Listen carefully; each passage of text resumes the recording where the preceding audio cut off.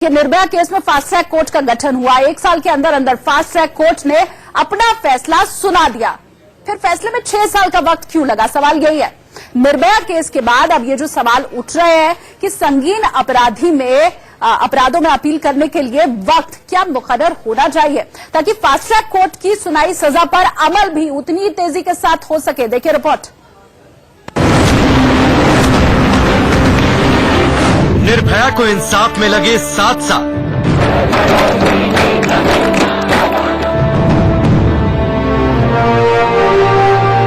Fast track court बने लेकिन इंसाफ में देर क्यों? ये सवाल बार बार उठते हैं कि रेप जैसे संगीन अपराधों में सुनवाई के लिए फास्ट ट्रैक कोर्ट का गठन तो किया जाता है, लेकिन पीड़िता को इंसाफ में देर क्यों होती है? दिल्ली के निर्भया कांड में सुनवाई फास्ट ट्रैक कोर्ट में ही हुई। निर्भया कांड के बाद दिल्ली हाई कोर्ट ने फास्ट ट्रैक कोर्ट के गठन का आदेश दिया था। सितंबर 2013 में फास्ट ट्रैक कोर्ट ने सभी आरोपियों को दोषी करार दिया। दोषियों को फांसी की सजा हुई। निर्भया के गुनहगारों की तरफ से हाई कोर्ट में अपील की गई। 2014 में हाई कोर्ट ने मौत की सजा को बरकरार रखा। जून 2018 में सुप्रीम कोर्ट ने इन चारों दोषियों की मौत की सजा पर मुहर लगा दी। 7 जनवरी 2020 को चारों आरोपियों के खिलाफ डेथ वारंट जारी कर दिया गया।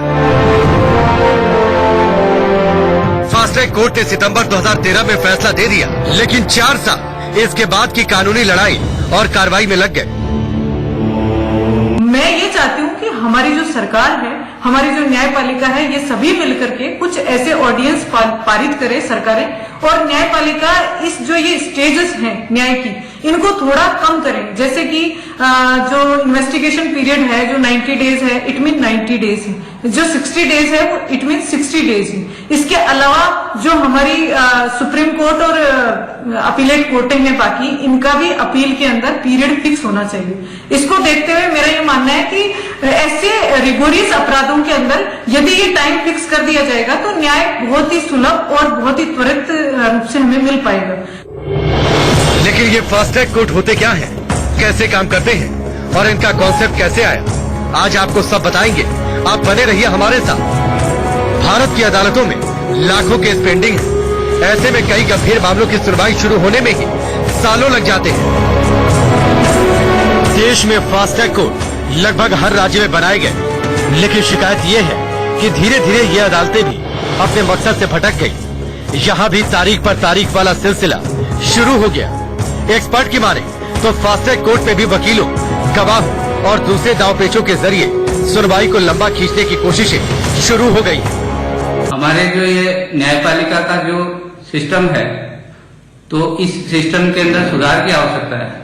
क्योंकि जो तीव्रत न्याय की जो व्यवस्था होनी चाहिए अपने देश के अंदर, वो यहाँ हो नहीं पा रही है। आइए पहले फास्ट ट्रैक कोर्ट के कामकाज को समझते हैं। राज्य के हाई कोर्ट मामले की गंभीरता के लिहाज से फास्ट ट्रैक कोर्ट का निर्देश देती है। High court fast track court के लिए टाइमलाइन तय कर सकती है कि मामले की सुनवाई कब तक पूरी होनी है। फास्ट ट्रैक कोर्ट में अमूमन मामले की हर रोज सुनवाई होती है। एक तय मियाद में फैसले के लिहाज से फास्ट ट्रैक कोर्ट की भूमिका काफी अहम हो जाती है।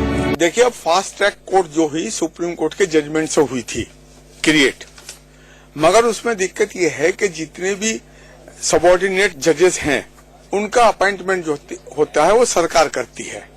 और बहुत सी दफे ऐसा होता है कि सबऑर्डिनेट जजेस जो फास्ट ट्रैक कोर्ट के जज हैं उनको जो है अपॉइंटमेंट नहीं होता वहां, और फास्ट ट्रैक कोर्ट बहुत दिनों तक खाली पड़ी रहती है। ऐसे हालात में जब जज नहीं होता, प्रिसाइडिंग ऑफिसर नहीं होता, तो जो भी कोर्ट है वो फंक्शन नहीं कर पाती, और इसलिए फास्ट ट्रैक कोर्ट में काम बहुत धीरे से होता है। आपने जाना कि फास्ट ट्रैक कोर्ट कैसे काम करता है, लेकिन फास्ट ट्रैक कोर्ट की शुरुआत कैसे हुई आपको ये भी बता दें। साल 2000 में 11वें फाइनेंस कमीशन के चेयरमैन एम खुसरो ने अदालत में पेंडिंग मामलों पर चिंता जताई। एम खुसरो ने 1734 फास्ट ट्रैक कोर्ट बनाने की राय दी। वित्त मंत्रालय ने उस समय इसके लिए 502.90 करोड़ का बजट रखा था। ये पैसे सीधे राज्य सरकारों को दिए गए थे। ये फंड 5 साल के लिए जारी किया गया। 31 मार्च 2005 को देश में 1562 फास्ट ट्रैक कोर्ट काम कर रहे थे। सरकार ने फास्ट ट्रैक कोर्ट की अवधि 5 साल के लिए और बढ़ा दी। साथ ही 509 करोड़ का बजट भी आवंटित किया। फास्ट ट्रैक कोर्ट तो अभी काम कर रहे हैं, लेकिन न्याय में जिस तेजी की बात कही जा रही थी वो जरूर निराश करती है। फास्ट ट्रैक अदालतों की बात करें तो करीब 30.2% मामलों में ही फैसला 12 महीने से कम वक्त में आ पाया। वहीं 30% मामलों के फैसले सुनाने में 1 से लेकर 3 साल तक का वक्त लग गया। 30.9% मामलों में फास्ट ट्रैक कोर्ट को 3 से 10 साल का वक्त लगा, जो काफी ज्यादा है। हैरानी की बात तो ये है कि 8.9% मामलों की सुनवाई फास्ट ट्रैक कोर्ट में भी 10 साल से ज्यादा वक्त ले गई। पहली बात यह है कि फास्ट ट्रैक कोर्ट में कोई ऐसा रूल नहीं है फास्ट ट्रैक कोर्ट में कि एडवोकेट जो होते हैं, जो प्राइवेट व्यक्तियों के एडवोकेट होते हैं, वो टाइम लेते हैं, एडजमेंट करवाते हैं, जिससे फास्ट ट्रैक कोर्ट के केसेस में भी दिक्कत आती है, उनका निपटारा जल्दी नहीं होता। दूसरा ये है कि फास्ट ट्रैक कोर्ट में भी जजेस के अपॉइंटमेंट देरी से होते हैं, उसकी वजह से भी डिले होती है। तीसरा कारण यह है कि इंफ्रास्ट्रक्चर जो है फास्ट ट्रैक कोर्ट में भी कोई ऐसा ज्यादा नहीं होता जिसकी वजह से काम जल्दी हो सके। और बहुत सी दफे क्लास 4 एम्प्लॉइज या क्लास 3 एम्प्लॉइज के भी अपॉइंटमेंट नहीं होते और फास्ट ट्रैक कोर्ट के जजेस को स्टेनो भी नहीं मिल पाते, जिसकी वजह से भी काम में देरी होती है।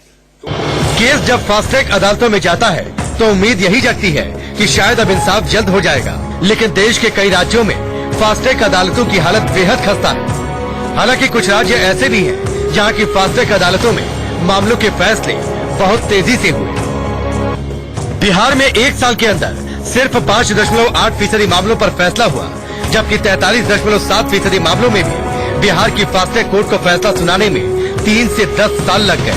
तेलंगाना में 1 साल में 27.2% मामलों का निपटारा हुआ, जबकि 28.3% मामलों में फैसला करने में 3 से 10 साल का वक्त लग गया। जम्मू कश्मीर में 1 साल में 89% मामलों में फैसला आया।